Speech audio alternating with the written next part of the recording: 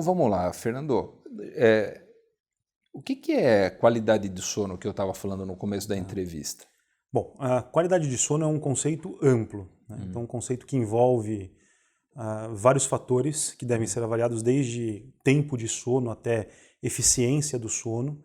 Mas, em regra geral, acho que a gente poderia resumir de uma maneira muito simples qualidade do sono como um conceito onde aquele indivíduo, ao dormir, quando ele acorda, ele se sente efetivamente descansado, né? Então, esse é o conceito, o cerne do que seria a qualidade de sono. É um indivíduo que, aquela noite de sono, da maneira como ela consegue fazer com que ele, no dia seguinte, se sinta descansado para executar as suas tarefas do dia a dia no dia subsequente. E tem algum tempo? Porque assim, a pessoa ficando mais idosa, ela dorme menos, o jovem dorme mais, tem aquela história toda do ritmo circadiano, né? Tem algum tempo que você define como bom? Exato. Existem algumas regras em relação a isso. Por exemplo, o tempo varia de acordo com a idade, de fato. Então, se nós formos pensar, por exemplo, num bebê, a média de tempo de sono gira ao redor de 14 horas e, por exemplo, num idoso, a média de sono é entre 6 a 8 horas. Então vai reduzindo, de fato, com o decorrer do tempo, porque uma menor quantidade de tempo de sono vai se tornando suficiente de acordo com o envelhecimento.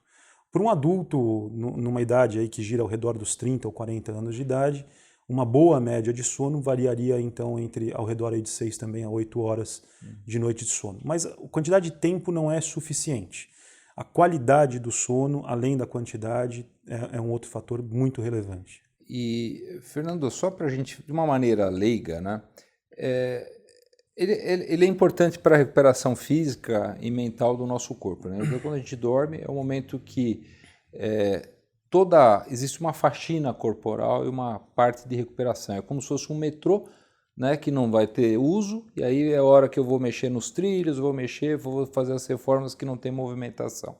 E aí tem aquela história do sono REM e não REM, que é muito discutível. É isso. Eu preciso ter 5 sonos REM, 3 sonos REM. Me fala isso aí para tirar esse nó. Isso, exatamente. A qualidade do sono, ela influencia diretamente em fatores fisiológicos. Então, o indivíduo, ao contrário do que as pessoas pensam de maneira geral, o leigo, por exemplo, ele acha que o cérebro descansa durante o sono. É justamente o contrário. É talvez a fase onde o cérebro está mais ativo, onde ele pega as informações do dia, informações que são relevantes, e ele reorganiza e reestrutura aquelas informações que variam desde memória até sentimentos, por exemplo. Então, a noite de sono com boa qualidade, ela está diretamente relacionada ao bom funcionamento do organismo como um todo. De funções psicoemocionais, boa qualidade de humor, a ausência de estados depressivos, por exemplo, para quem dorme bem, até a memória. Por exemplo, quem não dorme direito vai ter uma dificuldade enorme em aprender e reter informação. Aliás, uma das principais causas de perda de memória nessa faixa etária também, ao redor dos 40, 30, 40 anos, é má qualidade de sono. Existem várias, mas uma das principais também seria isso. E o sono se divide em algumas fases. A fase REM é a fase onde efetivamente essa reorganização de informação está acontecendo. Ela se chama fase REM porque ela vem de Rapid Eye Movement, ou seja, ocorre um movimento rápido dos olhos. E nessa fase de readequação, de reestruturação de informações, é a fase onde a gente tem o sonho, né? Então, alguns indivíduos, por exemplo, falam, eu não sonho, né? Não é que na verdade não sonha. Não lembra. Não lembra. Provavelmente ele acordou fora da fase do sono REM. Eu nunca lembro. Exato, o que vai fazer com que ele não se lembre do sonho. Se o indivíduo acorda durante a fase do sono REM, aí é mais fácil que ele se lembre do sonho, por exemplo, que o sonho faz parte desse processo onírico de reestruturação de informações, tá? Existem várias fases do sono, como eu falei, a talvez mais importante delas seja, de fato, o sono REM. Em algumas doenças neurológicas, e Boni, já me adiantando, se você me permite, elas têm relação direta com a qualidade do sono REM. Existe, por exemplo, algumas doenças, como por exemplo a doença de Parkinson, que existe uma fase prodrômica, ou seja, antes do aparecimento do quadro motor, do indivíduo tremer ou ficar rígido, onde ele pode ter o que a gente chama de transtorno comportamental do sono REM.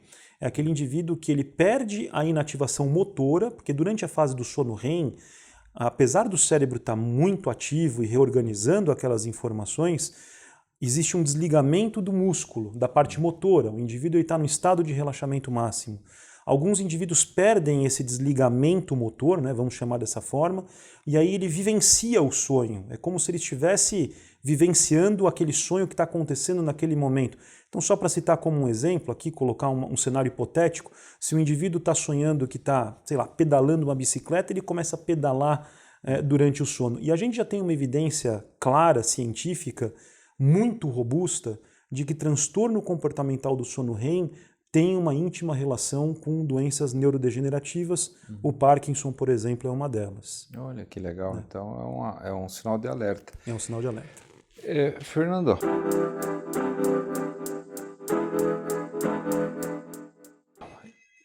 deixa eu te perguntar uma outra coisa também que é importante. Existe algumas coisas que a gente tem que fazer para melhorar essa qualidade do sono.